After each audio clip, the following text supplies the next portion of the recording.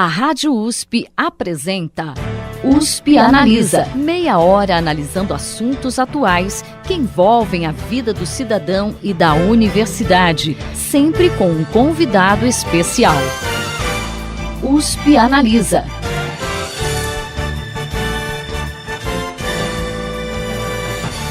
O USP Analisa está exibindo uma série especial sobre a região metropolitana de Ribeirão Preto, para esclarecer a importância de se integrar uma região metropolitana e que impactos isso tem na vida do cidadão. Nesta semana, vamos conversar com a diretora do Departamento de Planejamento e Gestão Urbana da Secretaria Nacional de Desenvolvimento Urbano do Ministério das Cidades, doutora Diana Meireles da Mota, sobre as ações do governo federal relacionadas às regiões metropolitanas. Doutora Diana, seja bem-vinda ao USP Analisa. Muito agradeço fortemente a atenção da USP, da Rádio USP, e estou aqui à disposição justamente para colaborar com vocês. Muito obrigada pelo convite. Obrigada, doutora. Para começar, doutora, a responsabilidade pela instituição das regiões metropolitanas é dos governos estaduais, mas o governo federal, por meio do Ministério das Cidades, atua de alguma forma na organização dessas regiões ou mesmo na orientação aos prefeitos das cidades que compõem essas regiões? É importante ressaltar inicialmente que a organização, o planejamento e a execução de funções públicas de interesse comum nas regiões metropolitanas brasileiras são de responsabilidade dos estados, né, conforme dita a Constituição Federal de 88. Então, são os estados que são responsáveis pela organização e o planejamento.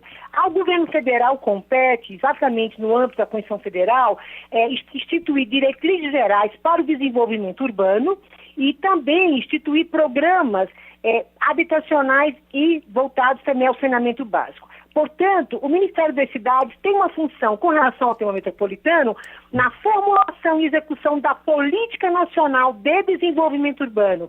É uma responsabilidade importantíssima que inclui especialmente o tema metropolitano.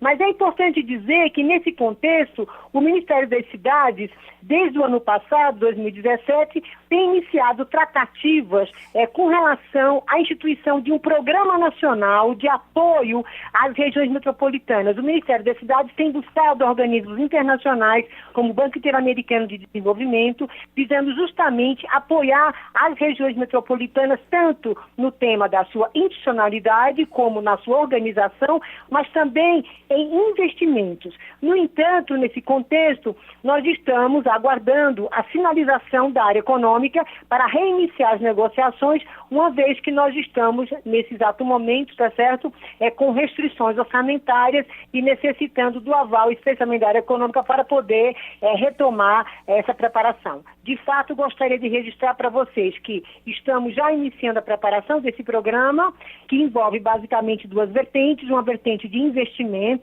e uma vertente de fortalecimento institucional, justamente para apoiar e capacitar a formalização e o apoio às regiões metropolitanas. Além desse programa, doutora Diana, há outras ações do governo federal e do Ministério das Cidades que a senhora possa citar nesse sentido? Nós estamos também instituímos um grupo de trabalho para definir como se operam as funções públicas de interesse comum no contexto interfederativo.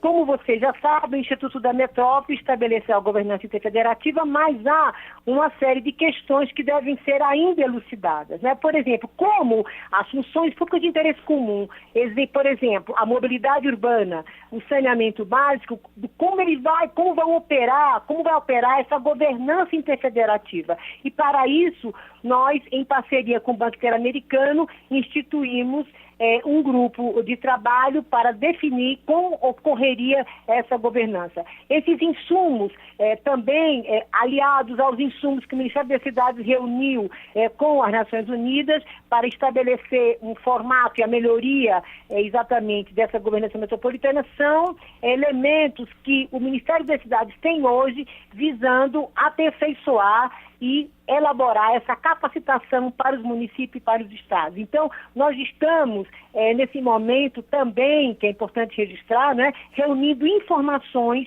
e análises para subsidiar a governança interfederativa. Por quê? Porque, de fato, o Estatuto da Metrópole ele carece ainda de uma série de aperfeiçoamentos, né? Quer dizer, ele não é, de fato, autoaplicativo. Isso é muito importante que fique registrado, né? Há uma série de perguntas que nós temos que responder justamente para apoiar e subsidiar os estados e municípios. Em relação ao Estatuto da Metrópole, que a senhora citou, que foi sancionado em janeiro de 2015, né, e estabeleceu aí as diretrizes para as regiões metropolitanas e aglomerações urbanas instituídas pelos estados, o que mudou exatamente com a implementação dele? Olha, com o Estatuto da Metrópole, eles estabelecem a estrutura da governança básica interfederativa, né? Eles falam que tem que haver um órgão superior, que é exatamente o órgão que vai deliberativo, paritário, com a participação dos estados e dos municípios, né? E também trata de um organismo técnico que vai apoiar, tá certo? E vai exatamente elaborar os projetos, os planos, os programas metropolitanos. No entanto, né? Como nós sabemos, eu já citei anteriormente, o tema das funções públicas de interesse comum é a base da governança, porque é exatamente aí que entram os interesses do Estado e dos municípios.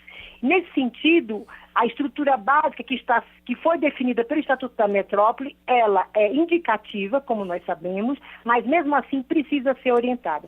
Um outro ponto que precisa também ser destacado diz respeito ao conceito de região metropolitana, né, e de área metropolitana, porque nem todas as regiões metropolitanas constituem metrópoles. Então, o Estatuto da Metrópole também ele traz uma série de conceitos que, no nosso entendimento também, né, precisaria ser ajustado e aperfeiçoado. É importante destacar que no Brasil hoje há cerca de 83 regiões metropolitanas instituídas pelos estados. Nem todas as 83 regiões metropolitanas constituem, de fato, atributos de metrópole, né? Isso é importantíssimo registrar. E também há todo um tema de gestão plena que é exigido, né? Para que a União, estou falando do Estatuto da Metrópole, para que a União, de fato, consiga apoiar essas regiões metropolitanas, que tem uma série de implicações e exigências, né? Então, isso também é um tema que nós achamos questionável, porque a União deverá, no nosso entendimento, atuar tanto no apoio de programas de recuperação de áreas degradadas, de áreas de risco, né, envolvendo justamente a questão da mobilidade, do saneamento básico, e que o tema da gestão plena que é exigido, né, no nosso entendimento, ele restringe muito a atuação da União. Um outro aspecto importante para concluir, diz respeito ao conteúdo dos planos de desenvolvimento urbano integrado, né? Esses planos de desenvolvimento urbano integrado, denominados de PDUI, a própria lei, ela estabelece uma série de requisitos, tá certo? Para que esse plano seja elaborado e também sobre o seu conteúdo. E, diante disso, nós achamos que há muita complexidade, especialmente em instrumentos inovadores, né? Como as operações urbanas consorciadas interfederativas. São instrumentos que têm que ser trabalhados, têm que ser mais, digamos assim, esclarecidos, como eles vão operar nessa parceria do Estado e dos municípios. Para tanto, nós sabemos que deverá haver, e nós temos ciência disso, né, uma série de estudos específicos no sentido de apoiar os próprios estados e os municípios para que ele consiga, de fato, aplicar esses instrumentos. E foi, doutora Diana, por conta dessa complexidade que a senhora está citando, que houve uma extensão para 2021 em relação ao prazo para que as regiões metropolitanas e aglomerações urbanas finalizem os planos de desenvolvimento urbano integrado? Exatamente. É importantíssimo registrar que, diante das dificuldades dessas áreas, regiões metropolitanas instituídas, né, nosso Ministério recebeu uma série de solicitações, de reivindicações, visando justamente ampliar, postergar esse prazo, né, que se extinguiu agora no começo de janeiro, dia 13 de janeiro de 2018.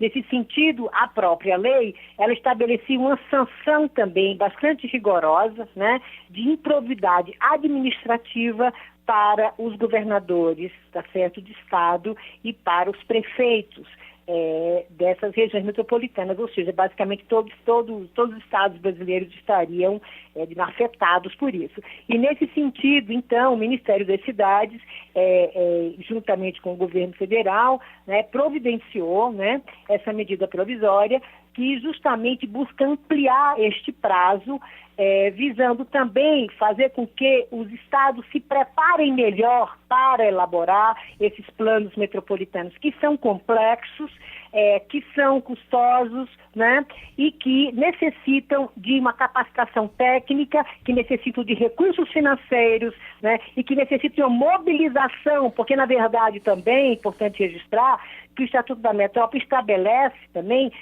uma série de requisitos, né? Quer dizer, uma série de audiências públicas que têm que ser elaboradas, têm que ser realizadas, têm que ser ouvidas em todos os municípios. E, nesse sentido, nós sugerimos também, que, além da postergação, houvesse um aperfeiçoamento com relação ao tema das audiências públicas, deixando para o colegiado metropolitano, para que o órgão metropolitano, de fato, consiga estabelecer como seriam realizadas essas audiências públicas. Nós temos, por exemplo, desde o caso de São Paulo, que tem 39 municípios que integram a região metropolitana, até outros estados que têm 8, 14 municípios. Enfim, então, assim, nós estamos também apoiando, viabilizando a elaboração dos CDUIs.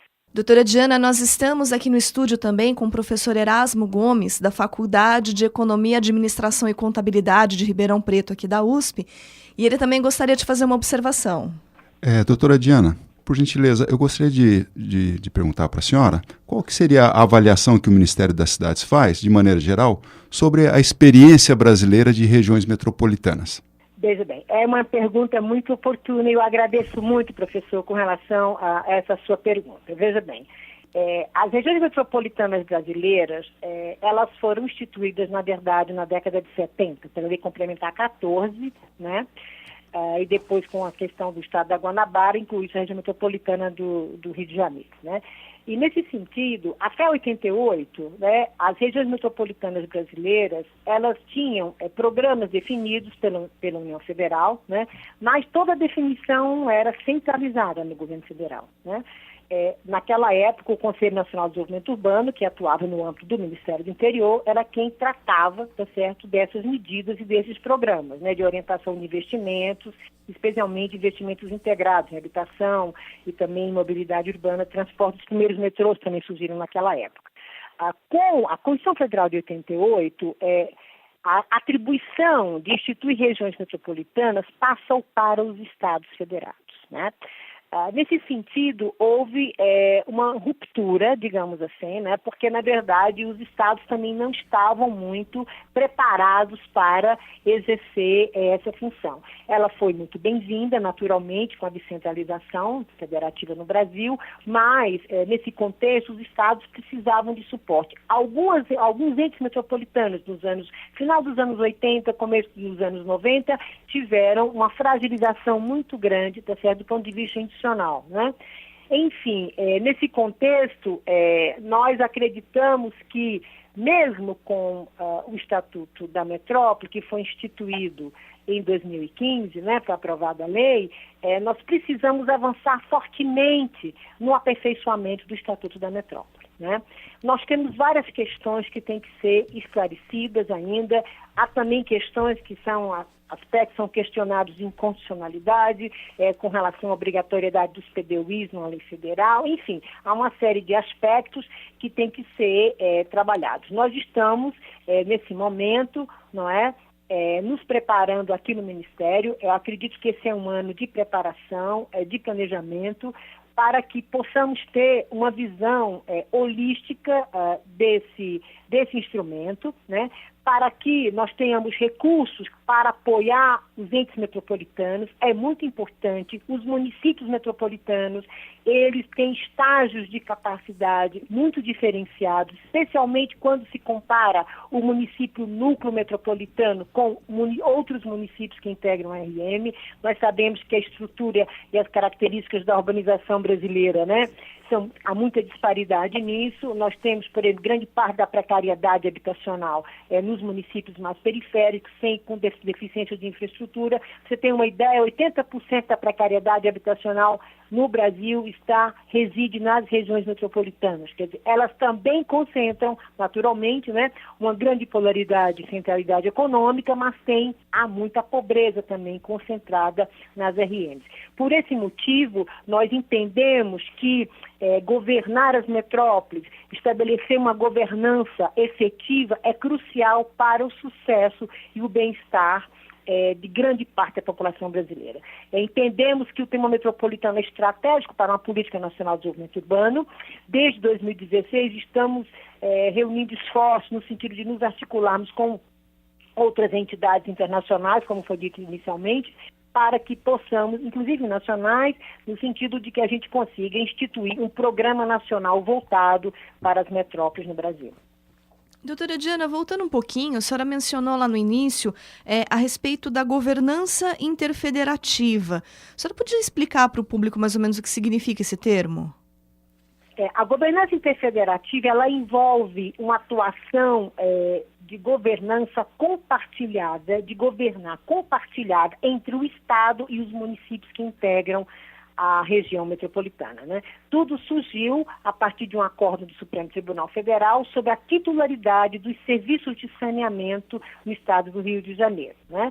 Havia um debate sobre se a titularidade do serviço de saneamento seria do Estado ou de cada município metropolitano. Enfim, o Supremo deliberou que, na verdade, não é do Estado nem do município no contexto metropolitano, mas sim essa governança seria compartilhada, ou seja, deverá haver uma esfera de decisão, né, de governança, de política compartilhada para esse assunto quando se trata de regiões metropolitanas, no caso brasileiro, né? Enfim, então, governança interfederativa diz respeito à governança compartilhada entre o Estado e os municípios no âmbito das regiões metropolitanas. E assim, é muito importante registrar que não envolve apenas o tema do saneamento, mas envolve todos os temas, todos os assuntos que interferem em outro município. Por exemplo, o tema da mobilidade urbana. Nós sabemos que nas cidades, nas regiões metropolitanas, nos municípios, há muita mobilidade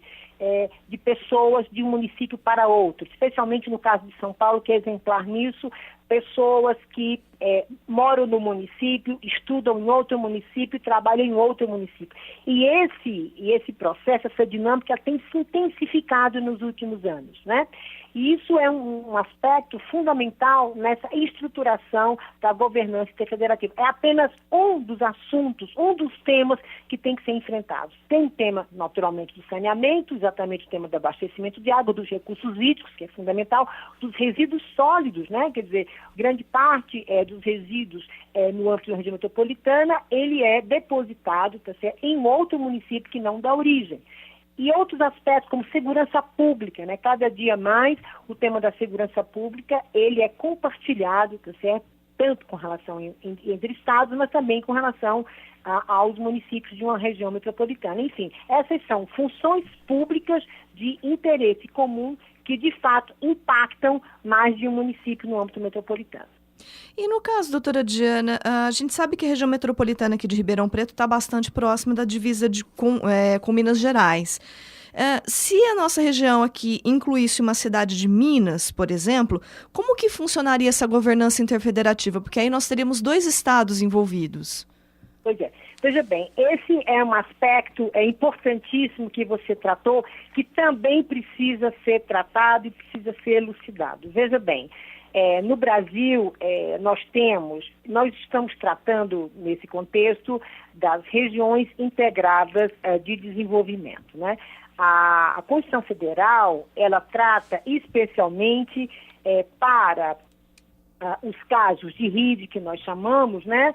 Dizendo que deverá ter, na verdade, uma integração, uma articulação regional nesses casos. Nesse sentido, nós temos 3 RIDs no Brasil. Nós temos a do Distrito Federal e o entorno, que envolve um município goiano e outros municípios, e um município de Minas Gerais, né, com 21 municípios no total, Petrolina e Juazeiro, que envolve os estados de Pernambuco e da Bahia, e Teresina e Timon, que é Piauí e Maranhão. Então, quer dizer, nós temos 3 precedentes no Brasil de RIDs, mas que, na verdade, como são aglomerações urbanas, né, que envolvem mais de um estado do ponto de vista da sua localização, né, são conurbadas, né, então, como não havia, na verdade, um artifício na Constituição que pudesse abrigar essa configuração, optou-se, então, pela RID, que ela pode envolver mais de um estado. Nesse contexto, essa situação de Ribeirão Preto se enquadra perfeitamente, né, numa RID, mas nós precisamos aperfeiçoar a governança federativa, já que você está colocando como seria essa governança. Na verdade, acreditamos que são, de fato, áreas, aglomerações urbanas, tá certo?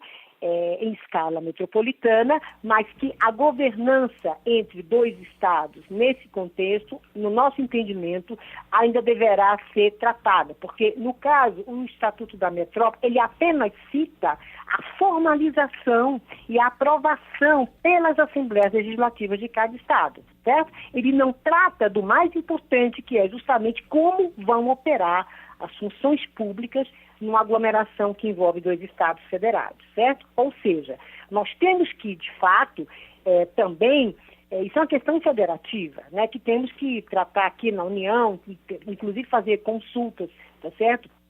Aos próprios estados, obviamente, mas também, tá certo, ter consultas especializadas para ver como funcionaria isso, uma questão que envolve a Constituição também, porque a Constituição nós somos um estado federado, né, e que há autonomia dos estados. Mas nesse contexto eu acredito que temos que ter um aperfeiçoamento e temos que ter um direcionamento mais claro. No momento, nós ainda, quer dizer, não apenas o Ministério das Cidades, mas, digamos assim, as instituições que têm tratado desse assunto, ainda não se tem uma definição concreta de como seria operada, certo? E mesmo assim, como seria, digamos assim, onde seria baseada essa governança? Porque você tem, no caso, cidades que são mais polarizadas, como, por exemplo, Teresina e Timon. Teresina é a capital do estado do Piauí, tá certo? Que tem uma centralidade maior, até, no caso de vocês também, de Ribeirão Preto, onde Ribeirão teria uma centralidade maior, seria mais importante, mas tem casos de Petrolina e Juazeiro, que são quase cidades gêmeas, né? Onde você teria quase uma situação de compartilhamento igualitário, digamos assim, em termos das funções públicas e da rede urbana. E, nesse sentido, nós temos esse tema como uma pauta nossa que o Estatuto da Metrópole não conseguiu, digamos assim, identificar. Doutora, quando o Estatuto da Metrópole foi sancionado, houve um veto à instituição do Fundo Nacional de Desenvolvimento Urbano Integrado, que teria a finalidade de captar recursos financeiros e apoiar ações de governança interfederativa. Existe atualmente alguma iniciativa do governo federal em termos de captação de recursos nesse sentido? Pois é, exatamente como eu falei inicialmente, desde 2016 nós estamos mobilizados no sentido de buscar alternativas, mesmo à luz das próprias condições atuais, tá, do governo federal em termos de capacidade de gasto, né? Nós estamos agora em uma situação de restrição orçamentária bem rigorosa.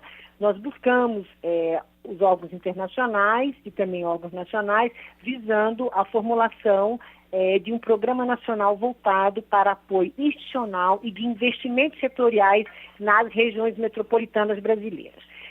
Nesse sentido, eu gostaria de registrar que nós estamos ainda, tá certo, angariando esforços para que nós consigamos, pelo menos, fazer uma preparação, tá certo, desse programa este ano, né?